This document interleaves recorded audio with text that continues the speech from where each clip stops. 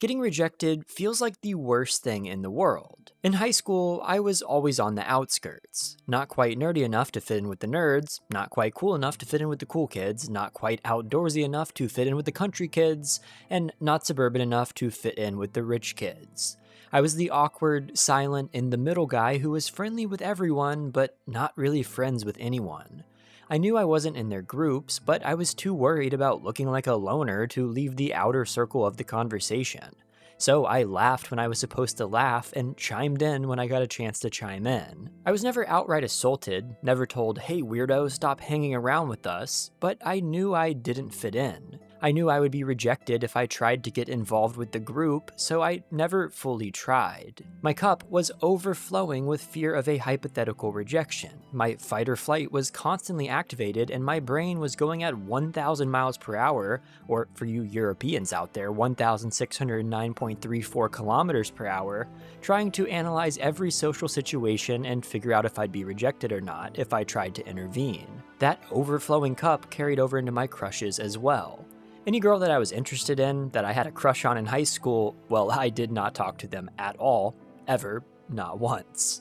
If you asked them today, they would 100% have no idea who I was, even though I had multiple classes with them. Every once in a while, I would work my way up to a half-effort attempt to talk to a girl, and when she inevitably didn't respond extremely favorably, jumping for joy and giving me a hug from pure excitement of the fact that I talked to her, I read into it too much and instantly jumped to the conclusion that she thought I was weird and awkward, and then I never talked to her ever again. It sounds silly, but in my head, I was convinced that I was constantly being rejected. That everyone was making fun of me, thinking I was a loser, that all girls were disgusted by me, and that if I made one wrong move, the popular kids would pull up and exile me to the nearest island. But in reality, I wasn't actually being rejected for all this time. Girls thinking that I was awkward and seeming hesitant to talk to me when I finally got the confidence to say something to them isn't rejection, it's their reaction to my unnatural conversation that I was having with them. The conversation that was unnatural because I was thinking about how I could avoid getting rejected for the entire exchange. The social groups that got a little bit quieter when I joined their circle weren't rejecting me, they were changing their behavior because I kinda ruined the vibe with my unnatural movements,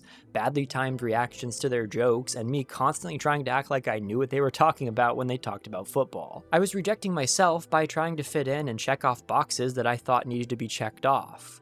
I wasn't being authentic to myself, my beliefs, and my interests, and my fear of rejection made me someone else entirely. Sure, you may have some people who do outright reject you, but most of the time they are rejecting the unnatural, rehearsed version of you that you're trying to convey. Being in your head and tailoring your every social interaction to avoid rejection in the first place is causing the artificial version of you that you want to be accepted to be rejected, not the true you. You know how the confident, suave guy never gets rejected? It's not because he's more handsome or a better person, it's because he's not tailoring his personality to what he expects people to want from him. He's showing his true self, his true intentions, and it seems to work. So today, we're going to talk about rejection. How to spot the difference between real rejection and the rejection that you create for yourself in your head. How to approach social situations more naturally, and how to not be so attached to what other people think about you.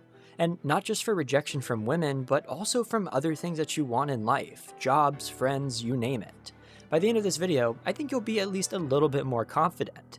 And I'll be at least a little bit more insane because someone is doing construction outside my window. What could you possibly be building at 9 p.m.? So if you hear that, I apologize. Let me start by asking you this. Have you ever heard of the negative interpretation bias? It's a well-documented psychological tendency for you to interpret neutral situations as negative, and it could be a big part of why you feel like you're constantly being rejected. When someone doesn't laugh at your joke, you assume they hate you and that they think you're cringe. When someone looks away in the middle of a conversation, you assume that they think you're uninteresting and not worth their time. Research on social anxiety shows that people who are more socially anxious consistently interpret ambiguous social cues more negatively than non-anxious people, even when the situation is actually neutral. This was my problem in high school. If the social signals weren't insanely clear, I instantly assumed the worst. It's the reason why you feel like everyone's watching you when you're standing in the corner at a party. But the truth is, nobody cares that you look a little awkward. If you don't believe me, think about this. When was the last time that you saw someone you know acting awkward in a social situation or saying something weird? Do you remember a specific name, date, and time that it happened? Maybe if something severe happened, you could name one, but for the most part, I can almost guarantee you that you don't think about things like this. You pay much more attention to your own actions and behaviors than you do to other people's, so why do you think it's any different for the people that you think are judging you and staring at you? I made a video a long time ago called Nobody Cares About You. It wasn't a depression bait AI slop video like half of this format has become on YouTube, but it was a video to make you realize that people don't really care what you do. Social media makes it seem like everyone is watching everyone all the time, but that only applies if you buy into that ecosystem and publicize your every action. You have the freedom to live your life how you want, because, well, nobody really cares what you're doing. So if you could remind yourself that what you interpret as negative is probably not even a big deal to the other people involved, you can free your mind from the constant idea that you're always being rejected. Yes, you will get rejected again, and there will be times when that actually is the case, but most of those rejections aren't as bad as you think. You're hurting yourself more and increasing your chances of being rejected by caring so much about not getting rejected. That's the irony. I have a friend who hasn't talked to a girl in like 2 years because he's so scared of being rejected that he doesn't even approach them in the first place. I get it because I've kinda always done the same thing, but you might as well give it a shot because if not, you're rejecting yourself before you even give the other person a chance to make that decision. Act natural, say the things you actually believe, don't attach yourself to people that you don't really fit in with. Explore your own passions, your own interests, and your own beliefs. Don't tailor your life to be what other people want from you, tailor it to be authentic. Not everyone's gonna like that authentic version of you, but that's life, and when you do finally find someone who does connect with the true you, the level of your connection will be significantly higher than if they were connecting with the fake version of you that you want them to like. Now, with the natural you shining through, you can approach people, ask for things, and live life without the fear of rejection. But even with this, there will still be rejections. It's inevitable. You will unfortunately get rejected by a girl again, even if you are your authentic self, I promise you. But you also need to work on the way that you interpret these rejections because it'll change how you feel in the aftermath. When you get rejected, think about what the actual consequences of it are. Let's say you asked a girl out and she said no. Okay, well, she didn't want to go out with you.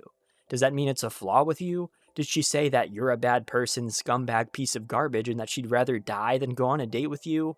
Probably not. It was likely even a friendly rejection. So take it at surface value and don't try to read into her decision. That was what she wanted, and it's a good thing that she told you now so you can spend your time trying to find a girl who would actually be interested. You don't analyze why someone decided to use ketchup with their fries instead of mustard because that was their decision and it doesn't matter what you think. And a rejection really does work the same way. Yes, it hurts. Yes, it makes you feel bad, but it doesn't mean anything about your personal value or self-worth. So stop digging so deep into it and assuming that it does. More rejections over time do start to wear you down and make you lose confidence though. I get that. And it's hard to deal with confidence in general, let alone when rejection makes you lose it. But it's important to realize that confidence isn't a binary thing. Confidence comes and goes, it's not a personality trait. If you put the most confident guy in the world at talking to girls in a boxing match with Mike Tyson, he probably wouldn't be very confident. If you put Mike Tyson in a room with Neil deGrasse Tyson and made him talk about the origins of the universe, he probably wouldn't be very confident.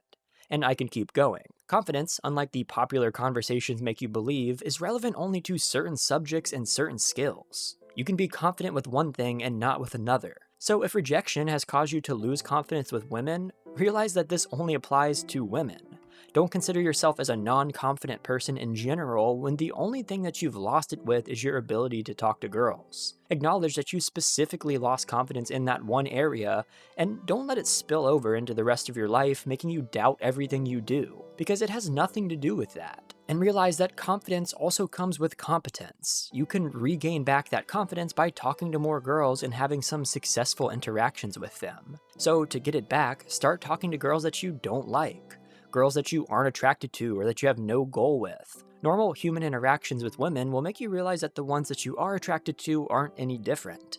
You can gain that competence with women by doing this, which then helps you to rebuild your confidence with the ones that you do actually want a specific outcome with. Or you can give up and never try again. But do you really want to spend the rest of your life knowing that you never tried? I feel like that's the biggest sin of all. Rejection means that you are trying, my friend, which is much better than living your life passively and never taking any risks to begin with. Now, I want to be clear here, you still need to acknowledge social norms and not be pushy when dealing with rejection, especially in a dating environment. If a girl says no to your request, don't keep asking her, expecting her to change her mind. Don't be completely detached from the world around you and be inappropriate because you don't care about being rejected. Don't be nonchalant and give off an egotistical attitude, acting like you're the center of attention and the world is yours to be tamed. You can ask a girl on a date in a respectful way without being pushy or sexual or whatever else. The key isn't to simply detach from it all and throw all your chips on green every single time because it may work out.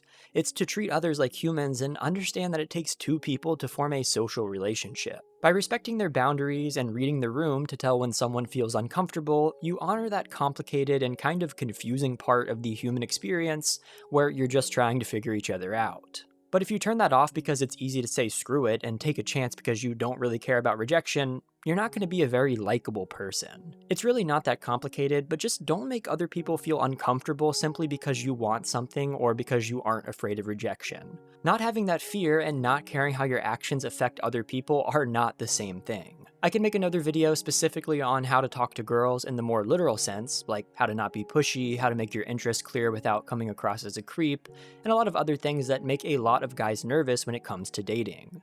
If you'd like to see that video, let me know in the comments. Also, join the Discord using the link in the description. We have over 8,000 members and a whole channel dedicated to these types of conversations. Joining the Discord also gives you access to our members-only whitelisted Minecraft server, which is an awesome place. I'm not biased. And finally, if this helped you, consider supporting my mission here of making the best sponsor-free human-made content in this space by buying me a coffee or becoming a monthly member on the Buy Me a Coffee page or through the channel membership page below. That's it for our conversation today, and we will talk again soon.